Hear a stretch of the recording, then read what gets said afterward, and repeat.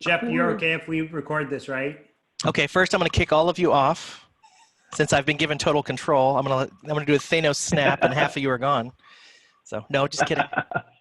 Ultimate power corrupts ultimately, huh? That's right. It's just proof. So yeah. There you go. All right. So I think, Jeff, you all are ready, I think, to share your screen or whatever you need to do. I'm still going to let people in the meeting space, so everybody should be fine there. All right. So, and it sounds like you've muted everyone else, right? I will hit that button. All right. That's the nuclear option. If you can just leave Yes. Jeff and I and yourself maybe off of mute, that would be awesome. Yes, Yep. I see everyone muted. So I'll just. Oh, hold on, Jeff. Hold on. I just unmuted the wrong people. And Brian. Okay, Brian, you're back unmuted. Thank you. So Jeff and I hadn't actually had a chance to talk in live person, just through emails, but what he doesn't know is how I actually found him. So I struggle with this thing of not getting through my to-do list on a daily basis and feeling like crap at the end of the day. And I wrote down that I can put 10 things on my list and get 3 things done and feel like a complete failure. Or I can put 3 things on my list and get 3 things done and feel like I've accomplished something. Either way, the same 3 things get done. And of course, I started Googling who else had this great idea and who might have some tips. And all of a sudden, Coding Horror, and I asked him what were some of, I hope he touches on what some of his most popular posts are, but it had nothing to do with the original request wasn't around software development. But of course, then I discovered who this guy was, and I said, oh my God, this is a rock star to the rock stars. He's amazing. I was like, what if we could get him on TechBrew? And he's one of those rare guys that actually makes it easy to get in touch with him. It's so frustrating sometimes where you can't, you click around a website and you can't, for the life of you, find out how to communicate with people. So thank you, Jeff, for making it easy to get a hold of you. Thank you for all you've done. I can't tell you how many times a day I wind up at Stack Overflow, because I'm one of these hack software developers where I just grab code from Stack Overflow, from CodePen, and kind of figure out how to do it and reverse engineer. But I can tell you that site saves my butt in so many ways. So I'll let you talk about really what you want to talk about tonight, and then we'll open it up for Q&A, because this is your forum. So thanks again for taking the time. Oh, you're welcome. And it's funny that you bring up the 3 things. I didn't know where you were going with that. But that is one actually my favorite posts is people want to constantly overachieve and have this giant list of things that they do. And I go really far in the opposite direction, which is I don't even like keeping lists at all. I feel like you should have an idea in your mind of like the 3 things that you need to do today that are the most important. And then everything else just kind of, it's like playing Tetris. You fill in the blocks automatically. You don't need instructions on how to do that, right? And sometimes you need to slack off, honestly. Like you need time in between your other tasks to do nothing. So I feel like people want to overachieve and kind of like undermine themselves by having these giant long lists of things that they're going to do, and also not daily internalizing like what are the 3 most important things that I really must do today that really matter, that are really going to move the needle, right? So like having a giant list, you lose focus of what really matters, right? So there's all these problems with these lists and there's like a billion list apps, right? So it's really funny that you bring up the 3 things posts, because that is actually one of my favorite posts. I had forgotten about that one, but it is very near and dear to my heart. And you may know that my co-founder, Joel Spolsky, is a huge list guy. Like, and I'm not. I'm like the opposite of the list guy, right? I'm like the truthiness of your gut guy, kind of. And then, of course, he launched that product Trello, which did really well and got sold to Atlassian for like $400 million. So that did really well for him. But he's the list guy, right? So that was a great product for him to work on because he loved that. He loved this idea of having lists and making all that stuff. And that's not a product I could build because I don't believe in that. So it's kind of funny at times to work with Joel and have these 2 very different personalities. But I also like that. I don't really want to work with people that are exactly the same as me. You know, you want people that complement your skills, bring different things to the table, that challenge you, that question your direction. And it was a really nice dynamic, right? I actually mean that as a compliment. If lists work for you, great. You know, I'm just not really one of those people. So the other underlying lesson of that post is that everybody is different, just because I say you should only have 3 things, that might totally not work for you, right? Like that's okay too. It doesn't have to be everything I say is exactly correct. But if it resonated with you and it worked for you, that's fantastic. That's what it's all about. So Brian, I think you had 3 or 4 questions for me. Did you want to just walk down the list? I can do those 4 and then we can open it up. Yeah, I got them right here. So, and I've probably been thinking this a little bit more, but it was about coding horror that you've been writing since 2004. So really back in the beginning. What have been like the most popular posts as far as analytics tell you, what are you talking about that people really, lots of comments or just were popular?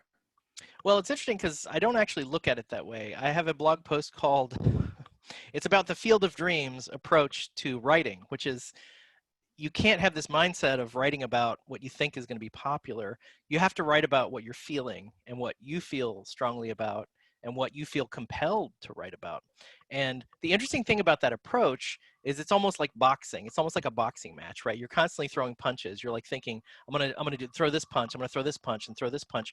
But it's like a marathon, right? It's like no individual punch may work, right? But eventually you'll land some kind of uppercut accidentally, maybe even, and have a great outcome. What matters is that you have this cadence of constantly writing. That's the important thing. It's not, is this a good enough topic to write? It's not, is this, a topic that's going to get a lot of clicks? It's like, do you want to write about this? Do you feel compelled to write about this? Is this something that like keeps you up at night, right? Like you feel like I have to say this, right? And that can of course go sideways as well, but I think it comes from the right place in thinking about things that motivate you. And you'll find that a lot of people are motivated by similar things once you start digging into it. So there's a whole blog post I have about like not really chasing analytics. Like I can't actually tell you which posts are my most popular posts. Like I don't actually even know. I don't want to say that I don't care because that sounds glib. But that's not the important thing to me. The important thing is when I refer to my own blog, that matters to me for like touchstone stuff where I'm trying to remember what I did 5 years ago. Where I'm trying to remember why I held a certain position or like what I felt about things, I'll actually refer to my own blog. And sometimes people ask me questions that get a little repetitive, like, why did you do this? Why did you do that? Like there's one called Why Ruby, which is why we chose Ruby for Discourse. So when people ask me, well, hey, Jeff, why did you choose Ruby for Discourse? I was like, well, you're in luck because I wrote a whole blog post about that. And it's just as true now as it was in 2013 when I wrote it. I mean, at the time, right? And sometimes you get follow-up questions like, well, do you still feel Ruby was a good choice? And spoiler, I think it was because it's been very reliable for us the performance isn't necessarily what I would call awesome in Ruby, but I've never really had systemic problems that were Ruby problems, right? Like constantly running out of memory or like just stability issues or like, kernel faults or whatever, where the system's just crashing because of Ruby errors in the Ruby runtime. That hasn't really happened. So it's been reliable for us. That's the spoiler update version of that post. But I go through all the logic of why I did it. And sometimes I forget, right? Like I use it as my own research notebook of like, why did I do the things that I did? Like, why did I do that? Right. And I can refer to it like, this is why I did it, right? Maybe I was wrong, That's the other thing that can happen. You realize years later, I was actually wrong about that. I actually need to write, I wrote a blog post about how I wasn't sure that bug bounty programs were a good idea. The idea of paying money for bugs felt kind of like not really in the open source ethos. And then eventually we, for reasons, launched a bug bounty program. And I have to say, the results we got from that program were unbelievably outstanding. Like we got amazing bug reports. We got a lot of noise too, but we got some really good bug reports that would have cost us a lot of money to fix down the line. So that's one of those blog posts where I need to go back and say, yeah, I know I thought this wasn't a good idea, but in retrospect, like now that I've tried it, it actually was a really good idea. And everyone should basically do this, which is my current opinion on bug bounty programs. So I can use it and say, look, I was wrong about this, right? Like, I mean, I had misgivings. I wouldn't say, never do it. I was like, this just doesn't seem right to me. But then after doing it, all I can say is that the results speak for themselves. It can be a frustrating thing to deal with because you get a lot of like low value, almost human fuzzing type of bugs that are kind of a pain in the butt to acknowledge or even deal with. But the ones that are good are really good. Like the bug reports we get that are like actual issues are like pure gold. Like they're worth their weight in You're gold. paying them to spend time on it and give you detailed.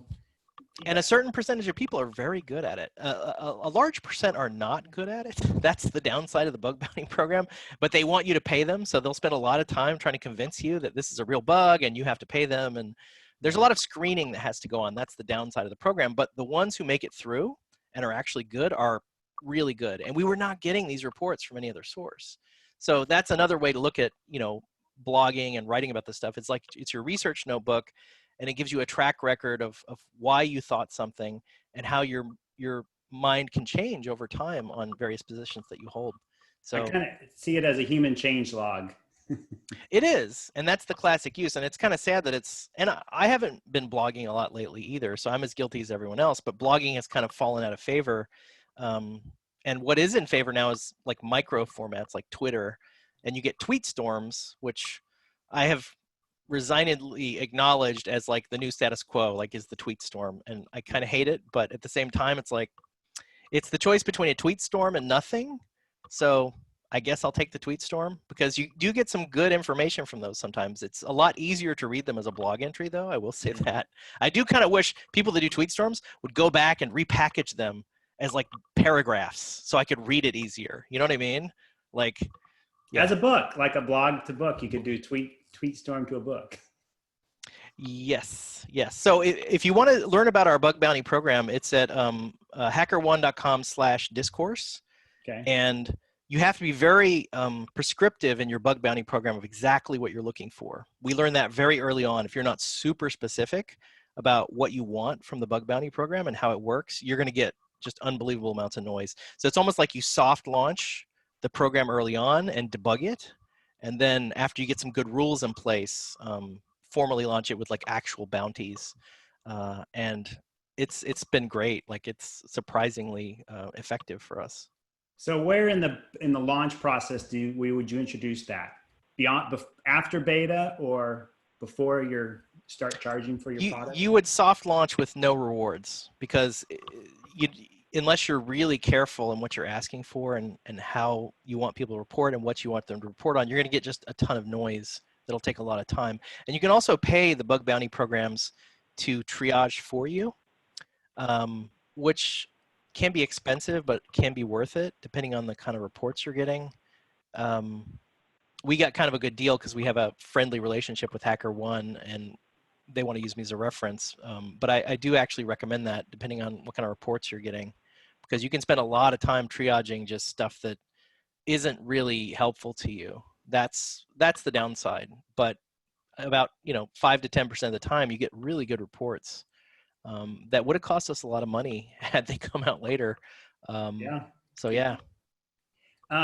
You've opened my eyes to this whole crowdsourcing way of publishing, whether it be Stack Overflow. If it hadn't been for the community, right, everybody's contributing to that.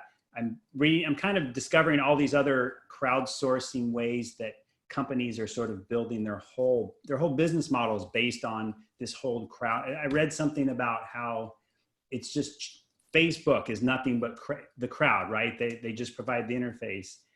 All these platforms, and you tapped into that early. But I'm just curious if you have any thoughts about, how you sort of saw the power of the community. Was that something you sort of stumbled on? How that evolved? How do you see the power of that? Because Discourse is also very much a community-driven platform, right? Mm-hmm. So you kind of alluded to this when you congratulated me for Stack Overflow, but really you shouldn't congratulate me. You really should congratulate the other programmers who are actually contributing all the information. Like, it's not like I'm personally on there answering all the questions. It's more of a framework and a philosophy for how to approach collaborative problem solving within the discipline of programming. So all I did was contribute sort of like a basic rule book, like a dungeon master's guide, if you will. But the people playing the game are the ones responsible for whether it's good or not, right? Like if you have a bad game of D&D, it's because you had a bad dungeon master, you had a bad rogue, you had a bad barbarian, you had a bad elf wizard, whatever. You see where I'm going with this. It's about the people participating, right? So you want to have a framework that lets people provide their best effort and so they can understand what's actually going on and play within the parameters of the game. But the actual quality of it is very much results on the type of people that you attract. If you attract sort of people that aren't interested in helping other people and the people that, you know, aren't knowledgeable, then you'll kind of end up with what I call, well, Quora or Yahoo Answers back in the day, or Experts Exchange, which was the original sort of impetus for Stack Overflow, was the observation. There was this site, Experts Exchange, which had a lot of really good information, but it was presented in a really terrible used car sales, tricksy kind of way where it was hard to get the information. They wanted you to sign up for a plan or something. It was unclear how it all worked. So it was all based on these original ideas of programmers helping other programmers, but we were adding a lot of structure. And to this day, like, people complain that there's too much structure on Stack Overflow. There's too many rules. There's too many. It's all a point system. And I was thinking of Wikipedia. It's complicated. Yeah, but again, I was building for an audience of programmers. Like, they love rule systems. Like, all you do all day long as a programmer is deal with these incredibly complex, intricate rule systems. Like, that's your whole world. You love that stuff. So Stack Overflow reflects that mindset, which is also why the Stack Overflow system, the actual software, is used for other topics. Like, if you go to the Stack Exchange network, there's sites that are about more than just programming, but they all have this similar theme of there's a giant rule book. There's a giant book of rules, and we're all going to refer to this book of rules to determine what should happen, right? And there's a lot of disciplines that can work this way, plus or minus 20%, but there's also a lot that can't. So it's not really meant to be this one-size-fits-all engine that works for all topics. It's meant for these really technical data and science-backed topics. That's where it works really well, and it falls down completely if you try to use it for something that's like social, where you're just hanging out and having fun. It's completely not meant for that. It's the absolute wrong tool for that. So the closer you get to that as a community, the worse results you're going to have with the Stack Overflow engine. So it's been interesting. And if you want to see more of this, go to stackexchange.com, and there's a directory of all the different sites, and you can sort of see for yourself. Does it work for physics? Does it work for math? Does it work for biology? You know, does it work for bicycles? And I can point to examples of where it definitely didn't work, but it's best if you judge for yourself and see what you think. Yeah, that's a rabbit hole I started to go down. You can quickly, hours are gone. But I do wonder what would happen if Wikipedia was set up that way, because part of the issue, I had a good conversation with a friend about Wikipedia, is a very small percentage of people actually update pages. And they don't have the same kind of incentive system that like Stack Overflow has. And it would be interesting to see if it would be more valuable if there was this kind of engine behind it. I know there's very strict rules at Wikipedia, but they just don't seem to have this incentive for people to contribute like you guys do.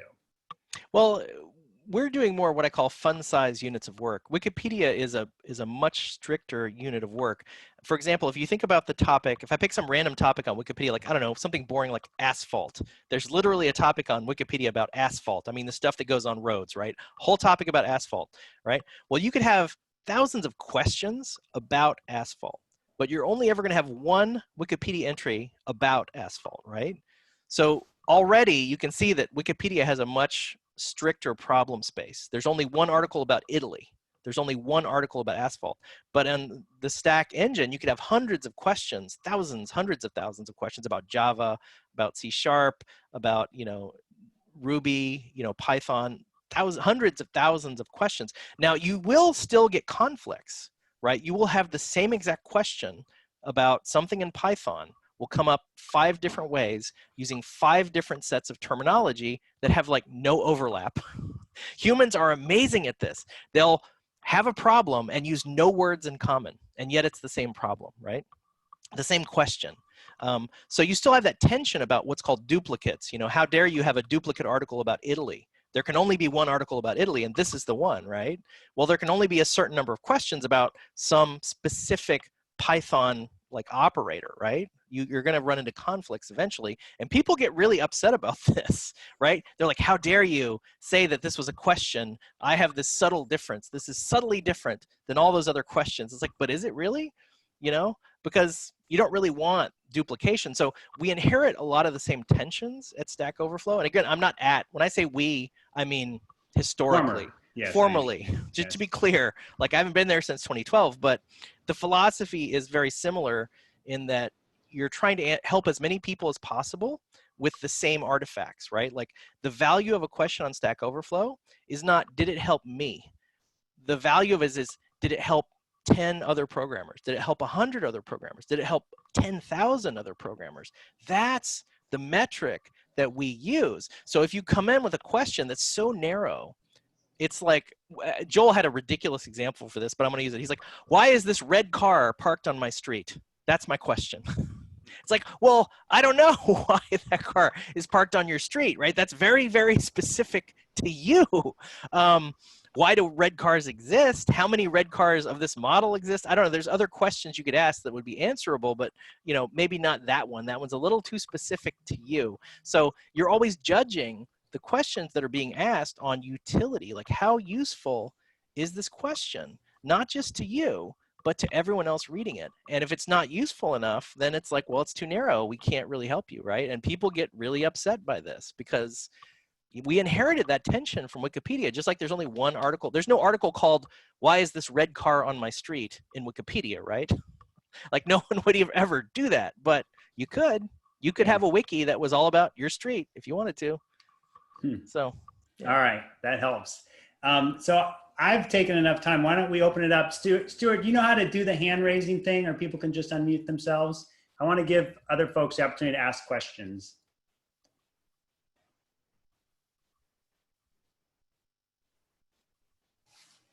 Stuart, you're still muted. That's why that's why I'm the leader, right? I don't see the hand piece. I see some chat Where stuff. was that? Oh, or type something into chat. Yeah. Okay. Because I see a few in chat, like, are you recording this presentation? You have my permission to record. I didn't say that, but you do. So hopefully you have. Yes. Yes, I have been. Yeah. Yep. So I'm just going to, I have Colleen Rizzo has a question. No, actually, I was going to explain that if you click on participants down at the bottom, you can see yourself, and there's a raise hand option.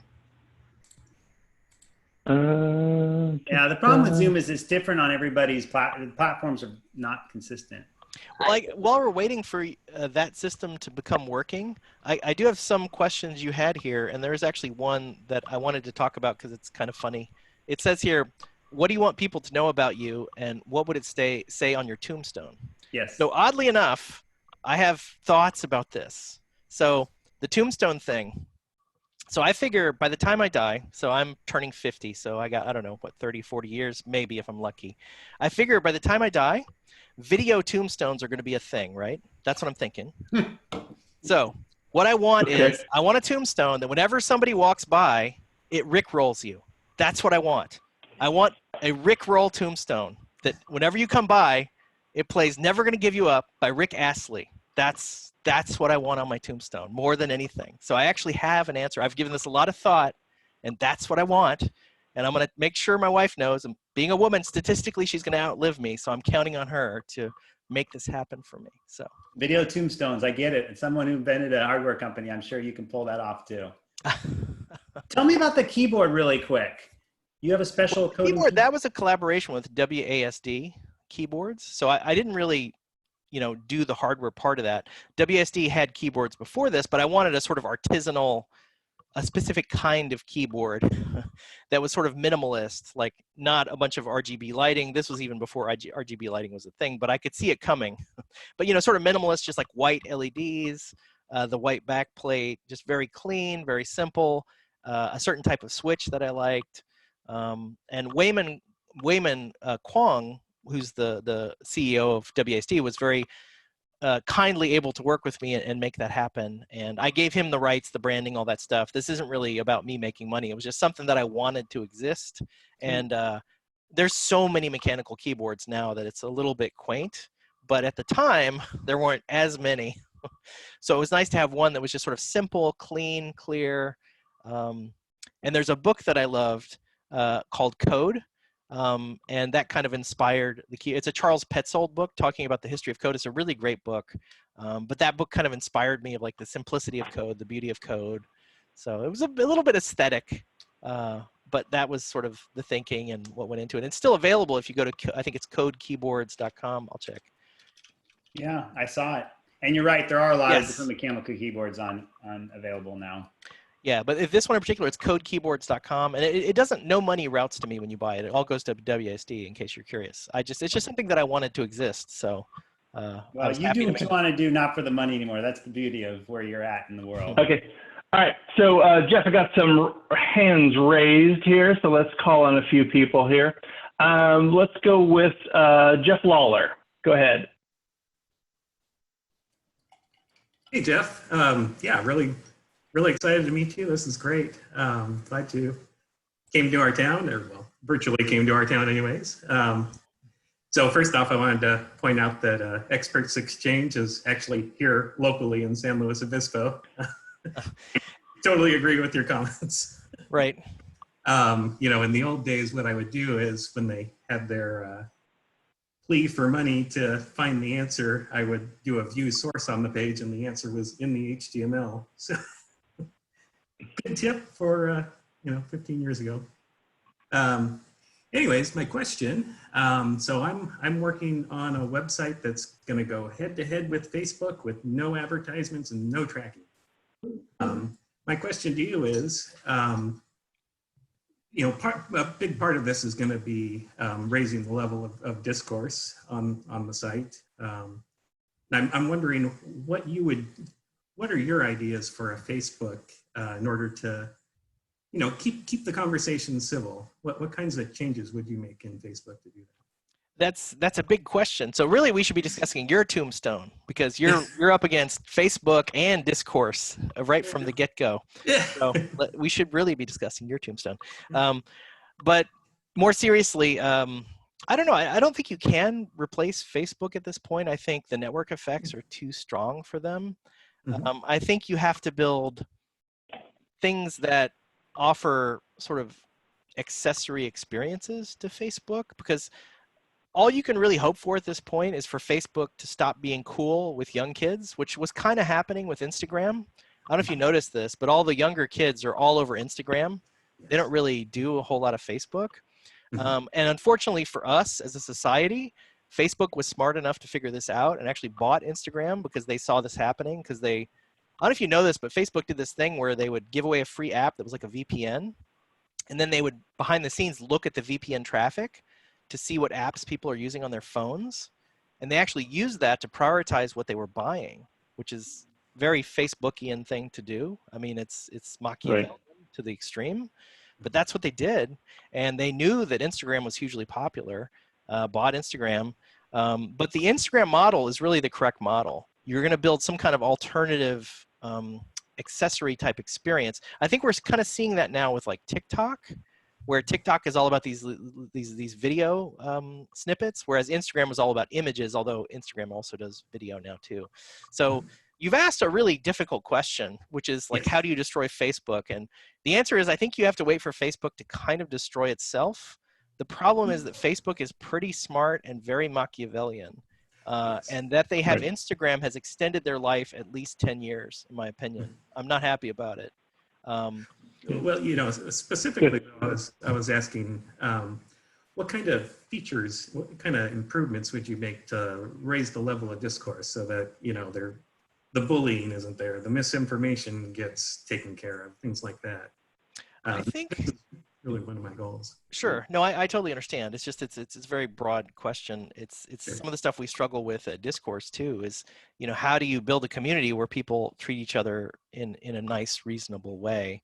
And I think it's a holistic problem. I think you have to approach it from the level of simple stuff like don't let people respond too rapidly and too fast.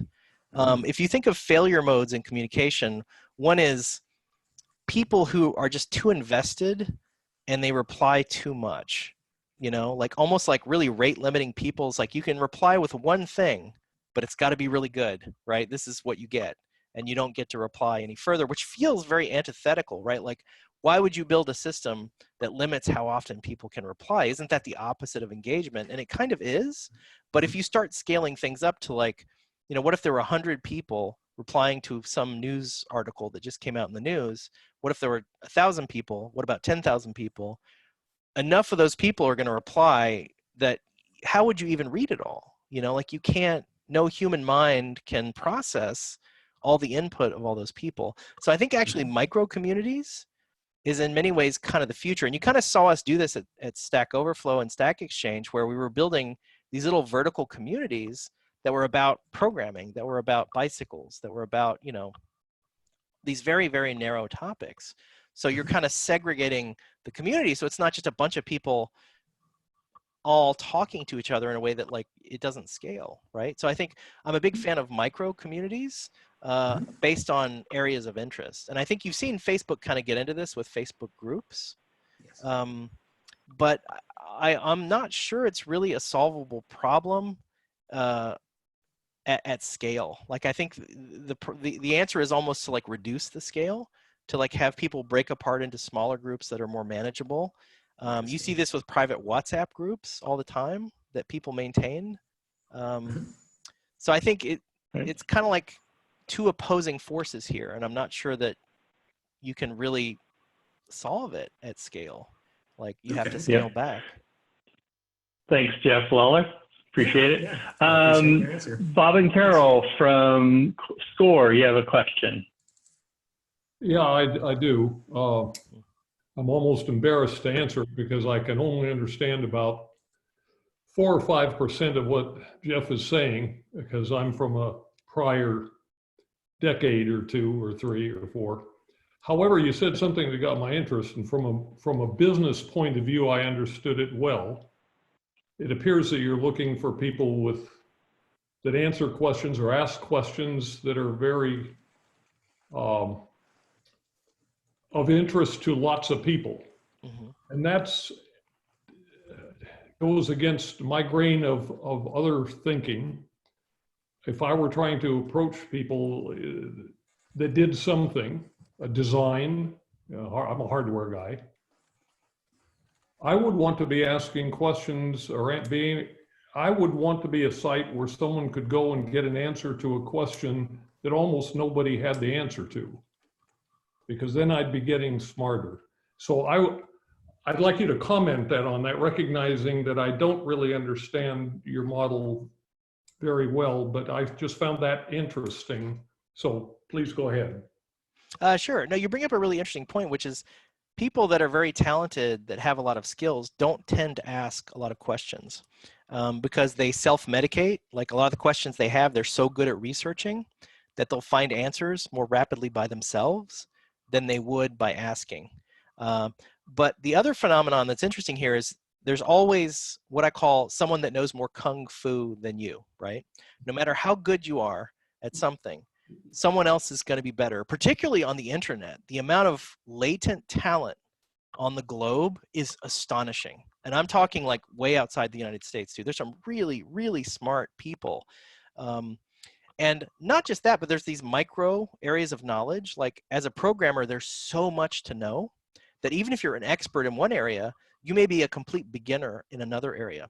So you can help people in your area of expertise while also learning in your areas of weakness, right? Or I just don't spend a lot of time in that area, so I don't know as much about it. So there's ways for me to learn and ask questions. And I'm also very good at asking questions. Asking questions is itself a skill. And if you're bad at asking questions, you're kind of, Stack Overflow tries to teach you how to ask good questions, right? Like how to be clear, how to be complete, you know, how to give the minimum reproducible example of the thing that you're trying to troubleshoot. There's all these skills that go into asking a question.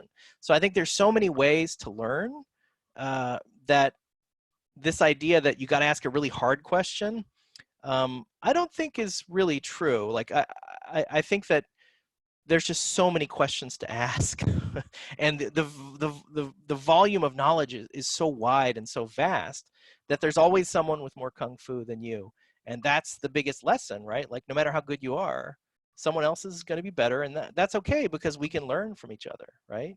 So I think it's more of a philosophical way to view the way people are interacting, I think, with the Q&A. Great. Your answer Excellent. is very, very interesting, and I thank you for your input. Oh, that's a good question. Thank you. Excellent. Great. All right, next up is Kevin. Go for it. I saw your keyboard pop up.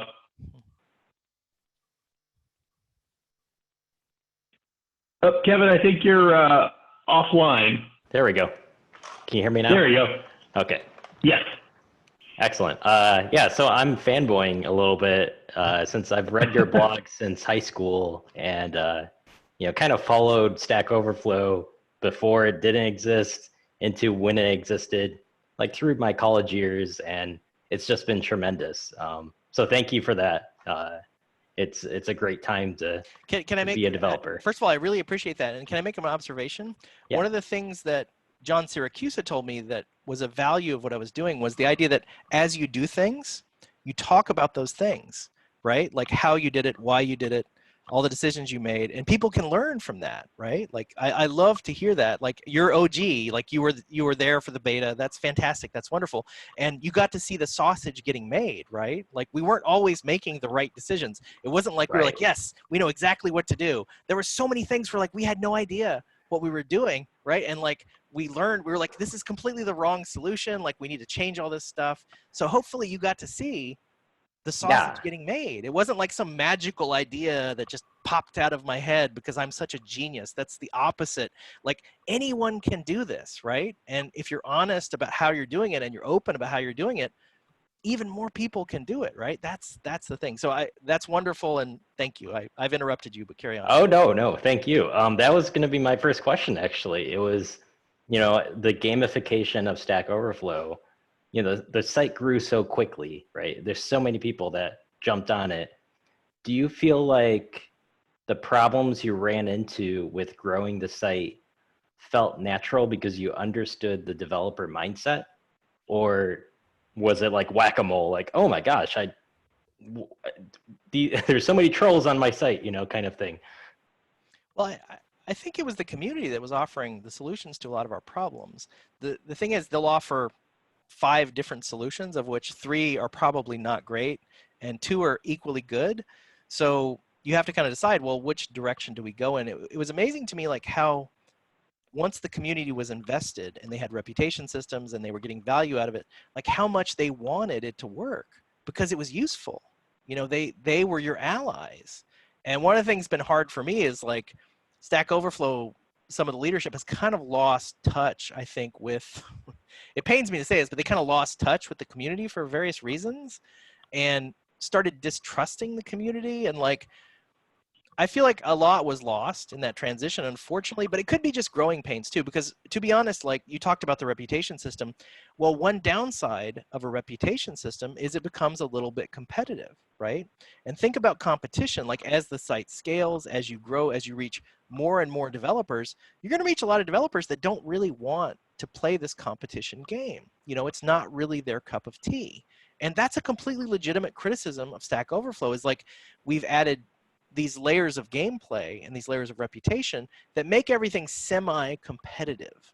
But maybe that's not the best model for every human on earth, because I was building for what I viewed as a certain programmer mindset, and it reflects my biases, it reflects who I am, it reflects me being a white male, right? For sure. So I got to tell you, like,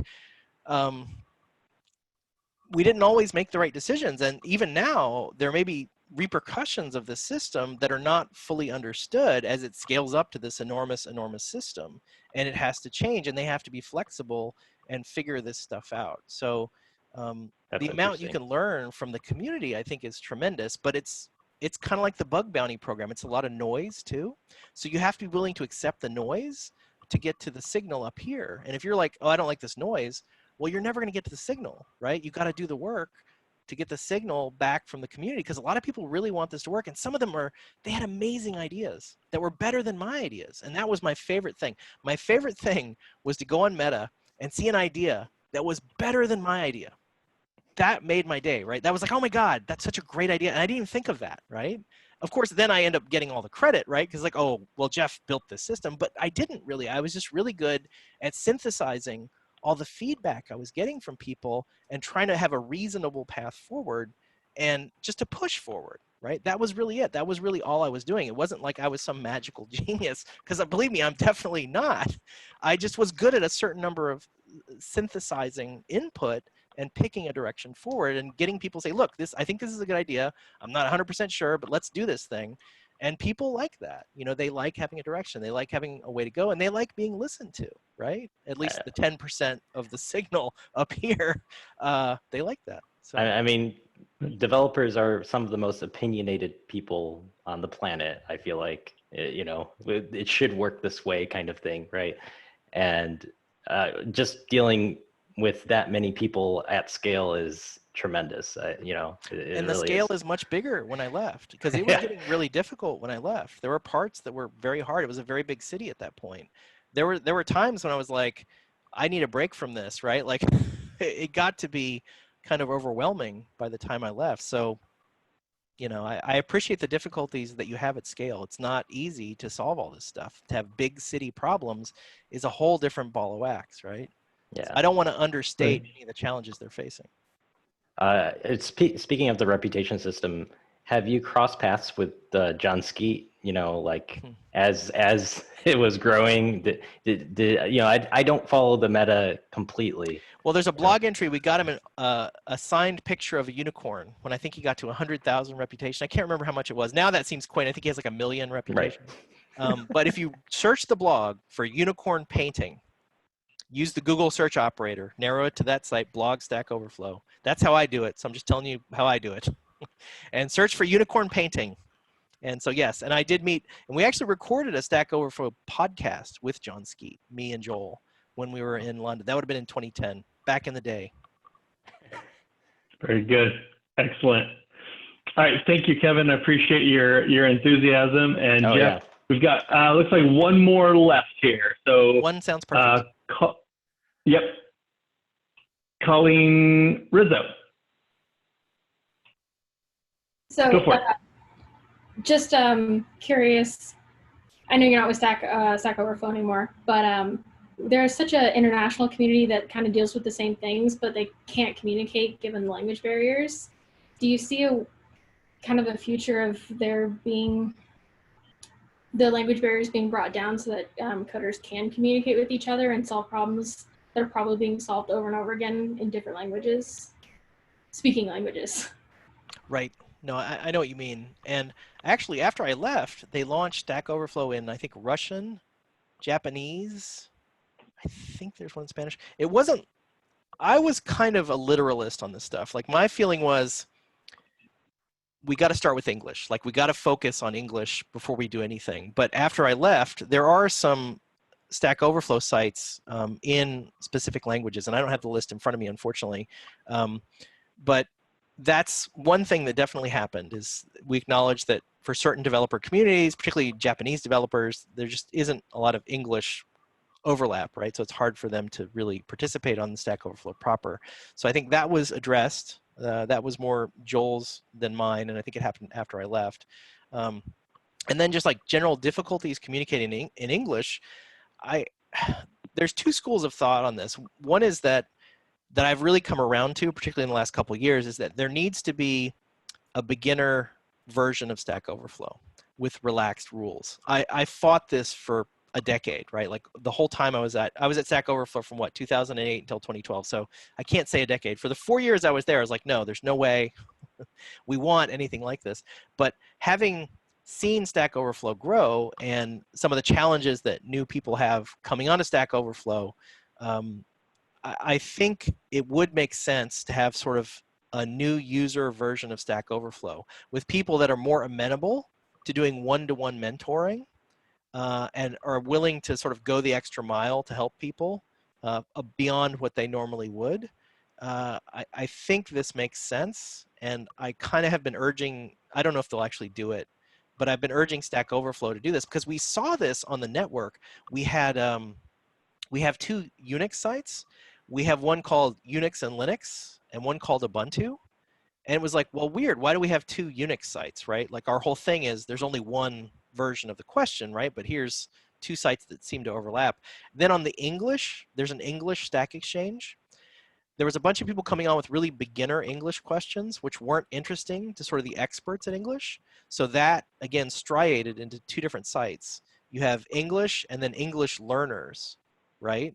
So we're seeing this pattern, and you saw it on math. You had a math site that was for like Fields medalists, like really hardcore math people, like really, really talented math people. And then just like everybody else that wasn't like getting a Fields medal in math, right? Which is a lot of people. So you had 2 sites again. So we saw this on the network over and over, that you had experts that really wanted to be with the experts, and then you had the beginners that kind of needed to be with the beginners. And if you think about it in terms of school, it makes sense, right? Do you want, you know, middle school kids in with college kids? And the answer is you probably don't, because they're at such different levels in terms of their learning and what they know. Like they need their own place. So I think that same logic applies to Stack Overflow. I think Stack Overflow needs a beginner site for people that aren't necessarily expert programmers, because when we launched Stack Overflow, the original tagline was for enthusiast and expert programmers, right? For people that already know how to program at a reasonable level. They don't know everything, but they have a certain base skill level. But what happens when you don't have that base skill level? It's like you're going to have a really bad time. It's like the middle school kid walking into a college class. How is that going to work out for anyone, right? So I don't know if they'll actually do it, because again, I'm not at Stack Overflow, and all I can really do is like, you know, gently prod from the sidelines. And I try to avoid even that, because nobody likes somebody to prod from the sidelines. They don't really like that. But yeah, I do believe that Stack Overflow for beginners is a thing that should exist. And I mean, maybe one day will, I don't know. Yeah, I second that, Jeff, because I do wind up on there a lot, and I'm not at the level of the people who are answering the questions, and I do a lot more searching and finally find an answer. I use it really tightly with CodePen, so whatever I find on Stack Overflow, I sort of learn by doing, so I kind of, in terms that I understand, right? So I agree with you. I think that would be a really helpful platform. So you guys, he's given us more time than I asked him to give us today. Tonight. That's okay. Really appreciate it, Jeff. I can see why people like you. I mean, you're a total awesome guy, and I can see why you've thank you.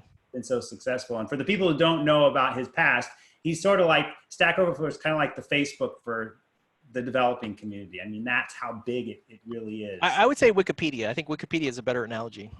Thank you. Okay, Wikipedia. Great. So. Excellent. Thank you so much, Jeff. I really appreciate it. Brian, outstanding.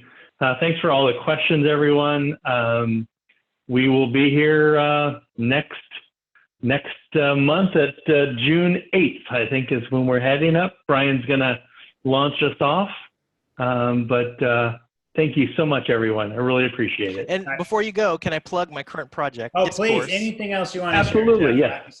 Yes. So www.discourse.org is a completely free open source, essentially forum/teamwork tool, but it's kind of like the sequel to Stack Overflow. If you were curious what the sequel to Stack Overflow would look like, it's Discourse. So maybe that piques your interest. I don't know, but it is completely free and open source. So go check it out and let me know what you think. Yeah, and I was also suggest his book on Amazon. The one I'm reading right now is How to Be Awesome and Stop Sucking. Which is it's a lifetime journey. It's like a change log of Jeff's life, right? Kind of. Right. Kind of. Yep. So, and Discourse is awesome and used well in colleges. My son uses it for his team. I'd love to hear that. Yep. Wonderful. Well, thanks again, everyone. All right. I appreciate all the questions. Jeff. Thanks, Jeff. All righty. Bye. Thanks. Bye now.